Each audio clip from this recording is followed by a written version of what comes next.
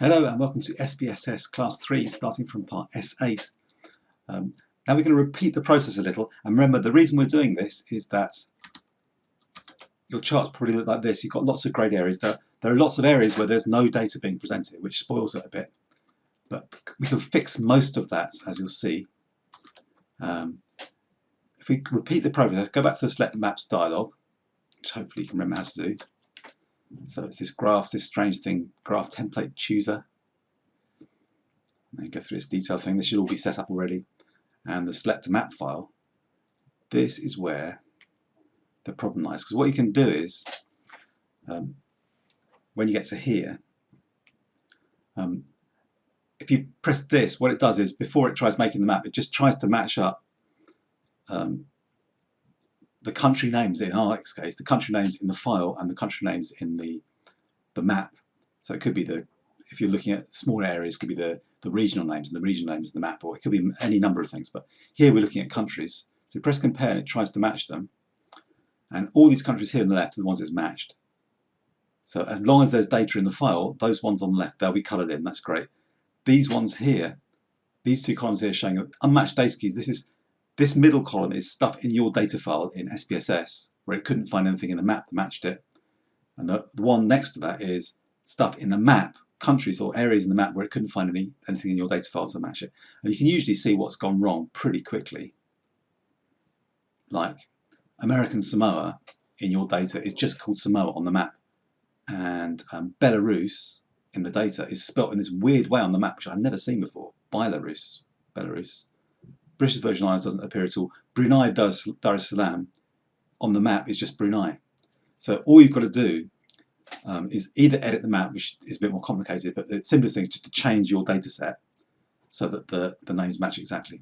So what I suggest you do is, what's really annoying here, the first one is like, okay, fair, I'll just go back to the data, but you can't go back to the data without zapping this box. It's a really stupid design. So what you've got to do is grab all these things here, all the way down to Zaire. Anybody know what Zaire is? Does that show my age? Which country that is? You have to Google it. And I'll just open. You can open anything at all. You just need some convenient place to paste it. So my go-to thing is just a basic notepad. You could put it in Word or anything at all. Just paste all those countries in. So this is the list of countries as they are in the map.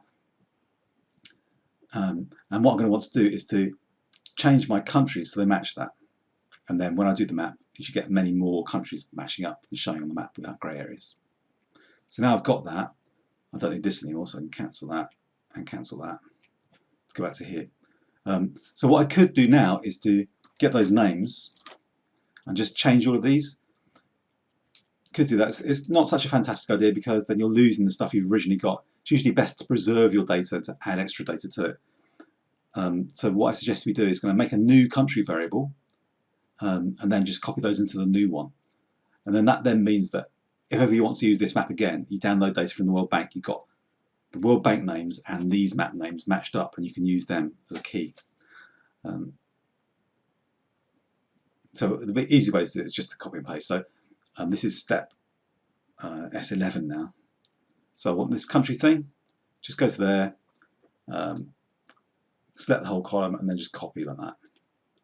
And then go to over there where it says var, just choose the first one, right click and paste. So it's all exactly the same. Just it's a bit rubbishy here, so because a variable view rename that thing. I want to call it map key, I think. Call it anything you want, but that's just map keys. Remind us that's the thing we want to use as our key. And then if you do that, you can just drag it up to the top. So back in data view, sorry, I've got my camera balanced in the middle of my screen, so I can't see some parts of the screen. So there we are. So this is the thing we're going to use. So what I want now is this map key we have to change. So probably you're not going to want to watch this part of the video. Actually, but I might just pause it and do it. So what I'm going to do is go through this. So Brunei, that's the first one, is it? Yeah.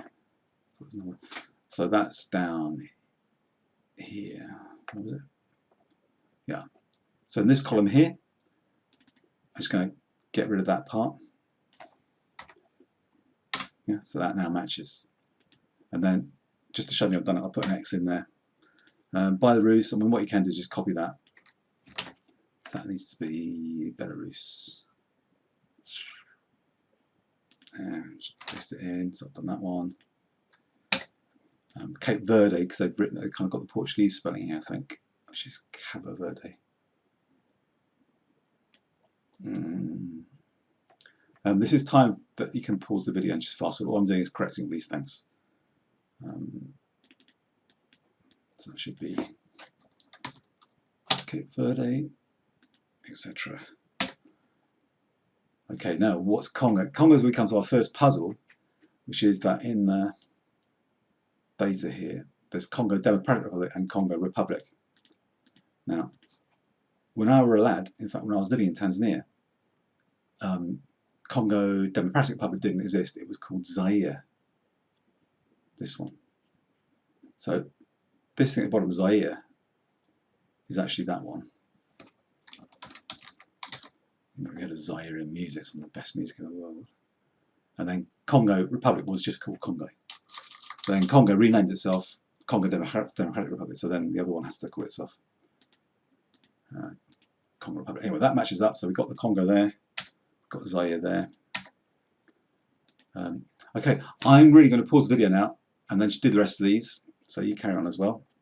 And when you've done it, don't forget to save it. Okay, welcome back. Now I've completed the correction of these names. You can see that here, the ones I've marked with X, I found the match for, and I've corrected the names. There are a few that I still haven't matched up. You can see for yourselves, like Falkland Islands is officially part of the UK still, despite the fact that it's very controversial, of course. So what you could do is use the data from UK for Falkland Islands, similar with French Guiana. Gaza Strip, there is data for Gaza Strip and West Bank, but we haven't got the separate data, so it's hard to know exactly what to do with that. Others hopefully sorted out the two Koreas, which one's which. But the other big one is Taiwan's obviously a large country, but it's not included because of the dispute with China in any United Nations data. And it's got Yugoslavia, which has ceased to exist a long time ago. It was split up. And also I hope you got Macedonia, which I had not realised is now called North Macedonia. Anyhow, when you've done that, you can then check the match again and see if it's better. One thing I didn't show you was pretty trivially, step S16, we should have saved it with a new name. So I've done that. I saved it as WDI Tripath using the save as. I saved it with a different name, so I've now got this new variable in it. A couple of other things I noticed also at the bottom of this data set, it's got this stuff in, which we should have deleted that in Excel, because that's been imported by mistake. So really, what you want to do is delete all those observations there, because that shouldn't be there at all. That's just stuff that it accidentally got brought in from Excel, from the World Development Indicators. Okay, so now we've done that, we can just let's just deal with Greenland as it mentions in S15. Greenland's a bit of a problem. If we can find Greenland here, because it's got all missing data, but because Greenland is officially still part of Denmark, even though the American president wanted to buy it from Denmark, they've said no, so it's still part of Denmark. So this data here for Denmark also includes Greenland. So we just copy those values, and the same values apply to Greenland. So put that there. And that avoids having a colossal grey area on the map, because Greenland's a big area. Okay, now we can try and do the graph again, which is, I think, S16. So we'll finish the video after this. So go back to here. Remember now we have to change, instead of country, we're going to use the map key, because that's the one that hopefully should match up better. Select map file, which I will show you one thing at the end if I remember. Before we make the map, let's just do the comparison again, see if it's... So you can see there's only a few places that have missed out. Yeah.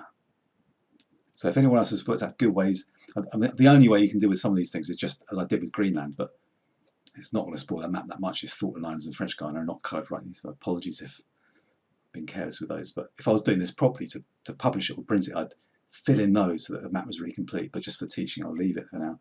And some of these things like Jan Mayen, I think Svalbard is where armoured bears live, but there we go.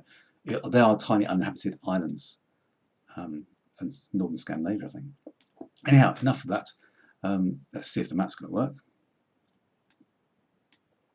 Fingers crossed. Oh, yes. Yeah, okay. Nothing, not at all.